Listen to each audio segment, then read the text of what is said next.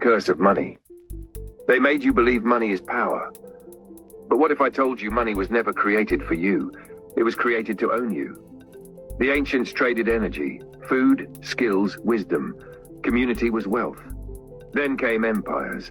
They introduced currency to break your bond with the land. Coins stamped with kings' faces, paper notes backed by nothing. And finally, a digital system where every number in your account is owned by the banks. Every dollar, rand, or euro is debt. You're not holding wealth, you're holding a chain. The elites worship a false god called Mammon, a spirit of greed that feeds off your labor. That's why money is covered in symbols, all-seeing eyes, pyramids, Latin codes. It's not just currency, it's sorcery. They make you work 40 years for paper, pay taxes to rulers you never elected, and then retire you in debt. Why? Because they know as long as you chase their money, you'll never chase your soul. The richest man alive is still a slave if he worships money. True wealth is freedom, your mind, your spirit, your connection to source. Tear off their invisible chains. Build real wealth in wisdom, health, and unity. They can't tax a free soul. Right now I'm going to just read a quote from Edward Mendell House and what he had to say in a private meeting with Woodrow Wilson, president between 1913 and 1921, from the private papers of Woodrow Wilson. Quote, "Very soon, every American will be required to register their biological property in a national system designed to keep track of the people, and that will operate under the ancient system of pledging. By such methodology, we can compel people to submit to our agenda, which will affect our security as chargeback for our fiat paper currency. Every American will be forced to register or suffer not being able to work and earn a living. They will be our chattel, and we will hold the security interest over them forever by operation of law merchant under the..." Your parents didn't register you at all and just said, no, I'm not going to say a word. I'm just going to have a baby. I mean, you'd be restricted, presumably. You wouldn't be able to get a bank account. No, I know people that haven't registered the child and they've still got bank accounts, they've still got passports because they're older now, and that isn't the case. So the problem is that your mother and father, mainly the mother, is placed under duress because there's fines and menaces attached if she doesn't register the child. I think it's within 14 days. So straight away that tells you, if you have any contract that's under coercive control or coercive means, then there's no contract to start with. It's void ab initio, which means void from the beginning. Yes. It's a Latin term. And basically, from that time forward, because your mother signs, she's giving you away, tacitly giving you away, because she doesn't know any different. No. And this is part of the system and the scam or deception that belies every mother and newborn children every day. Yeah. So people need to just get a grasp. Now, just before I go on, I'd like to say that I'm not going to give any solutions today, but what I'm going to do is try and open people's eyes to the fact that you need an understanding of law, which nobody has because it's not taught at school. It's only taught if you're going to go into the profession at 21 after you've been to university or whatever. And therefore, my remit today is really just to enlighten people a little bit, not to give solutions today, because I think you've got to have an understanding of what actually is going on in the legal system, how it operates, before you can get to the point of protecting yourself. Yes. And a lot of it is about self-learning. You can be directed to things, but it is about having the ability majority of the state via the birth certificate registration. Be sure to go check out those videos and how the Pope wanted to take all the land, the bodies, and the souls through a papal bull called Unum Sanctum, which is the first express trust created in 1302 by Pope Boniface VIII. Be sure to go check those videos out. So now let's get into this famous word many of us cannot say. Cestui Que Vie. All right, this is French for who is living, he who lives, who lives. It is French. I don't speak French, but that's how you pronounce it. So I talked about in previous videos how through the birth certificate registration, we were considered dead and lost at sea, but I never shared how we became lost at sea. And this was through the Cestui Que Vie Act of 1666. So you may or may not be familiar with false flags, but what this is it gets society and all of humanity into being distracted with something. So let's just say, the jab, 2020, let's just say, and going all the way back to the Great Fires of London. These are false flags where the community and we are distracted by something, and this is when Parliament, Congress, they'll sneak in a particular act or a statue without you knowing. So look up Cestui Que Vie Act of 1666. It was enacted the same year the reconstruction of London was initiated. This act was to settle how estates, estate, would be passed down. Because when we were born, our mothers, also known as the informants, abandoned our estates.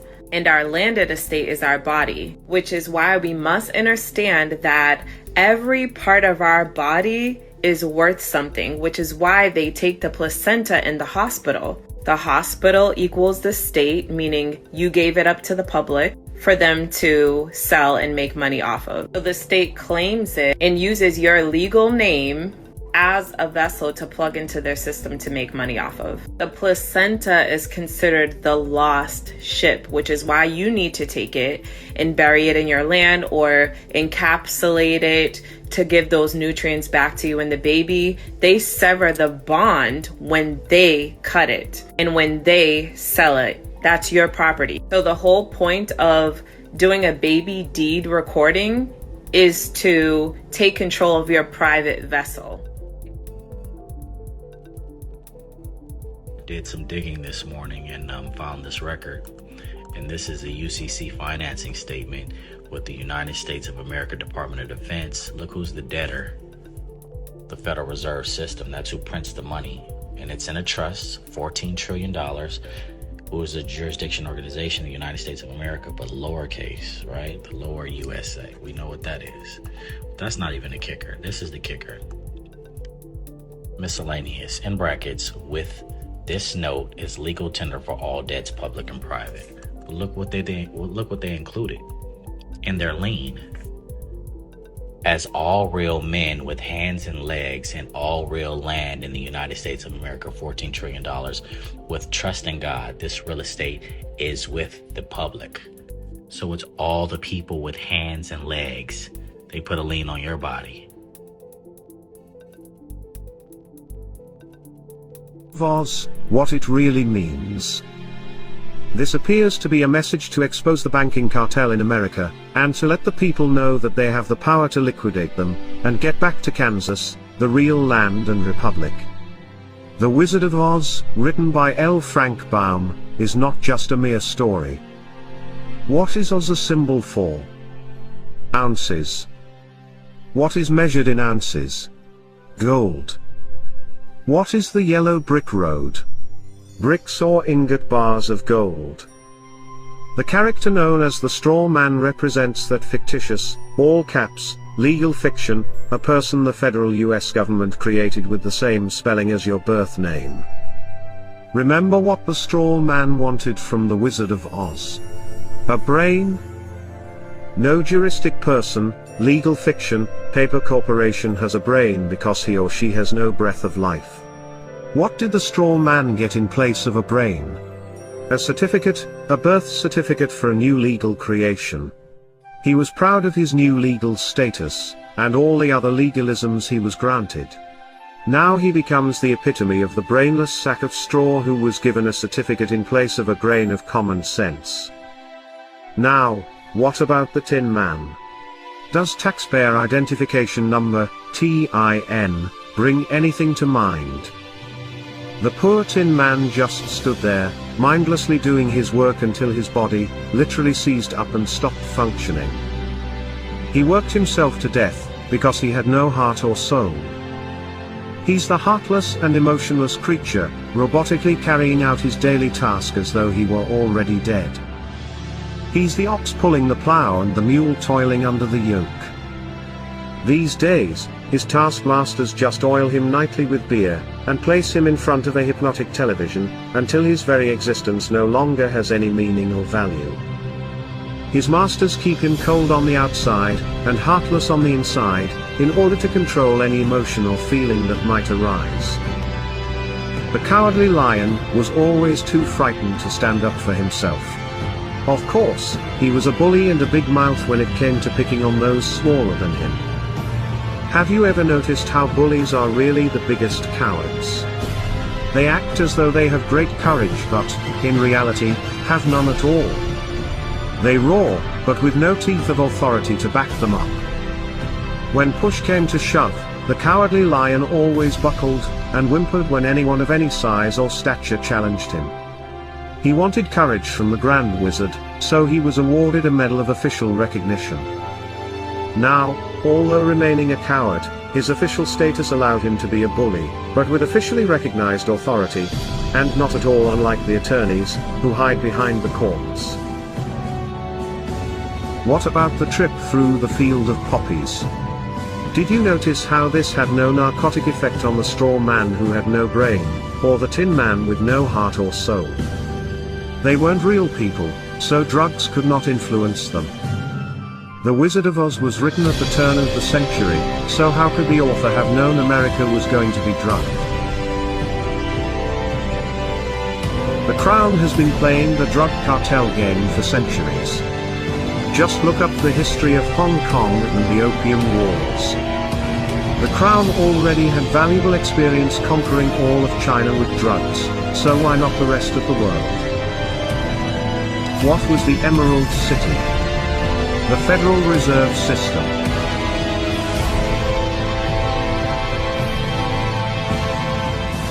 Who finally exposed Wizard for what he really was. Toto, the cute and somewhat annoying little dog. Toto means in total, or all together in Latin. What was it that the witch wanted after she alleged that the little dog had bitten her? Toto. Or everything. Notice how Toto was not scared of the great wizard's theatrics, yet he was so small in size, compared to the wizard, that no one seemed to notice him. The smoke, flames and holographic images of Oz were designed to frighten people into doing as the great wizard commanded. But Toto simply padded over, started barking until others paid attention to him and came to see what the barking was about. Who was behind the curtain? Just an ordinary person controlling the levers that created the illusion of the great wizard's power and authority. When Toto pulled back the curtain and completely exposed him, the charade was at an end. The veil hiding the corporate legal fiction and its false courts was removed. The wizard's game was up, and what was he after all? A con man, a fraud. We can see, in this tale, just how loud the bark from a little dog can be. Most of us remain silent and wait to be given whatever food and recognition, if any, by our legal masters. Let us not forget those flying monkeys, what perfect mythical creatures to represent the Bar Association attorneys, who attack and control the little people for the great Crown Wizard, the powerful and grand bankers of Oz. How, finally, was the evil witch destroyed? Pure, clean water? Liquidation. How did Dorothy finally get home? She simply clicked her heels. She always had the power, and so do we. What would it take to expose the wizard for what he is? We each need only a brain, a heart and soul, and courage. Then, and perhaps of the greatest importance, we need to learn how to work together. Only by working together, can we have the freedom that was given to us all, under the law of God. The deepest secret in the entire system is that every man and woman is born into an estate they never told you existed, and the government has been administrating it your entire life under the assumption that you abandoned it at birth.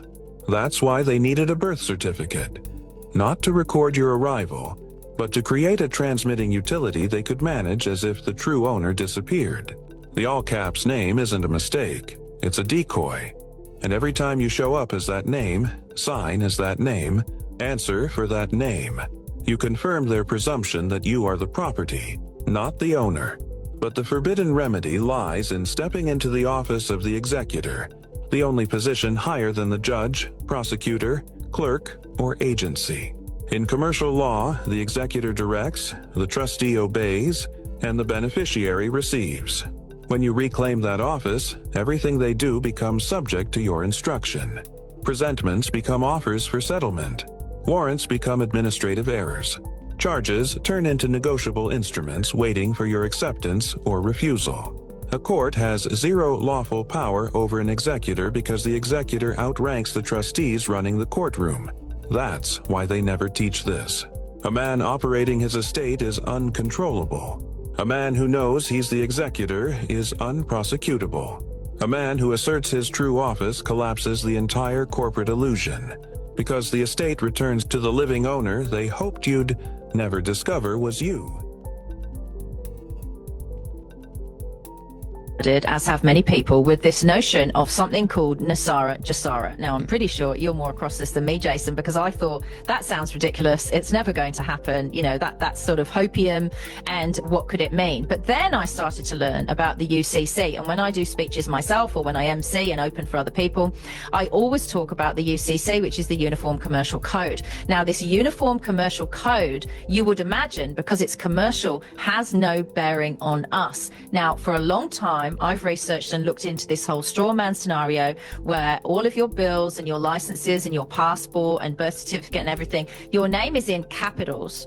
And there are political parties in Australia, independent freedom parties, who say if any of these corflutes have names in capitals, you shouldn't vote for them, because that's not us. Your birth name is in English. You know, if it was Nicola, it's a big N and then small letters. And these capitals represent commercial. Now, they have been trying to draw humanity into corporate law, commercial law, for a long time.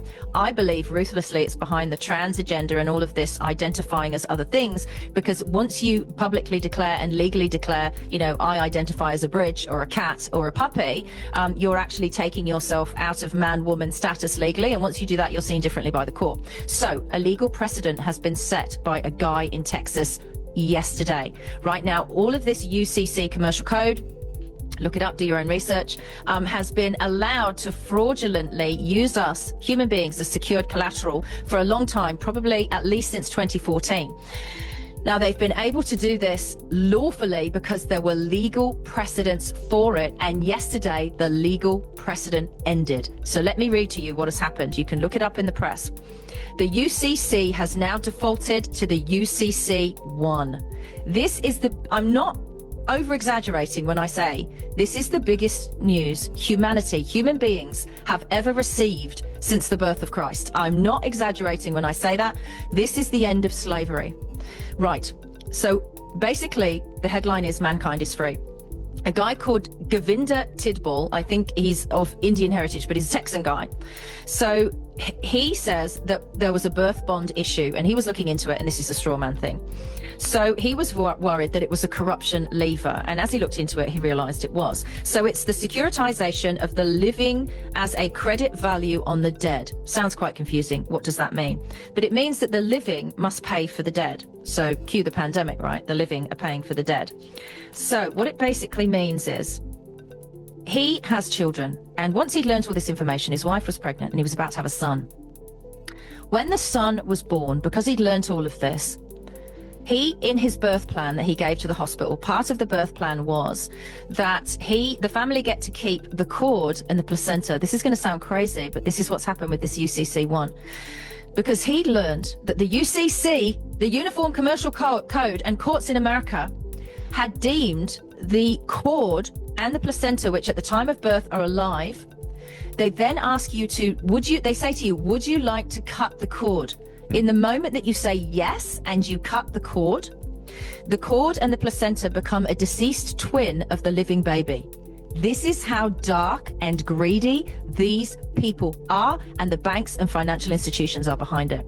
What they then do is enslave the living child as a secured creditor to pay the debts of the dead twin, which was never a twin. It was a placenta and a cord. Can you believe this stuff? Let me read on. So he said, your fraudulent birth certificate is a corporatization of you, the living, right? And apparently 100 years ago, there was a guy called Edward Mendel House, and this was the evil way to kill the spawn of people at the moment of birth. And then it goes into the umbilical cord and what I just explained. He said it's all about property ownership. He said if you own a piece of silver and keep it as a piece of silver, it holds its value. But if you mix it with gold, it's considered corrupted. So this is what they were trying to do with us. It's securities fraud. It's a fraudulent security, and he claimed in court, Govinda, that the biological property of his child is his in the birth plan. No consent was given. So then a fraudulent securities instrument was still created, even though he said that in his birth plan. They still considered his son's cord and placenta as a dead twin, right? So they went ahead and did that, even though that was in his birth plan. They really messed with the wrong guy, Jason, right? So they said that he contracted with them, but he didn't. So they tested him to see if he knew what he was really talking about in court. So he believes, he said in court, that we're here to live and experience this planet and serve God, not as collateralization, right? So they make us the collateralization of the living, and that he's created a legal instrument so it's no longer in their hands. He has legally removed it. So it's now known as a public fraud. It's called a perfected claim. You're all going to have to research this on your own. I can actually put a link in of him describing this much better than I, right? These are just the headlines of it. So something called a final declaration has occurred under law. It is now a fact in law, and there is no debate. Anyone can see it. Anyone can bring it into any court case that they have, anyone they like, anywhere in the world. They are now, these people, the financial institutions, are now the debtor of the living. It's been flipped in UCC1. It's a reversal, and Nasara Jasara is apparently now lawful, and in essence. So there is a criminal and a fraudulent side to what they've done. So as per the RICO code in America, people must be paid triple times 3 what was taken from them when they were used as secure collateral. Now, people our age, Jason, in their Cestui Que Vie trust, which is this secure collateral on our lifetime of work, paying the debts of the dead, is approximately, can be up to $1 billion. So they would owe each individual in that case $3 billion. That's what this case defines. It's called a legal precedent under the US code and the UCC code. This is all factual. You're going to die when you see the clip. It's what he said. It's why Doge exists. Doge is using this instrument now. Look, there are lots of institutions involved, financial institutions around the world, and they can no longer do this. So it's a restoration of the living man globally. Physical bodies have been unfairly incorporated by a birth certificate bond with the name in all caps. It takes time to adjust, but they are now in something with the living. I can't read my own writing. They may not use us basically as secure collateral anymore. The all caps fraud is gone. It's over. The institutions will be breaking the law the next time they do this. I'm talking a bill, a fine, a birth certificate, a license, a passport, anything. If they do it in all caps and bring you into corporation, they're breaking the law. It's called a misprism of fraud and a felony by holding the living as secured collateral. He's had a win, Jason. There is now legal precedent. They can't do this to us anymore, and it's the end of slavery.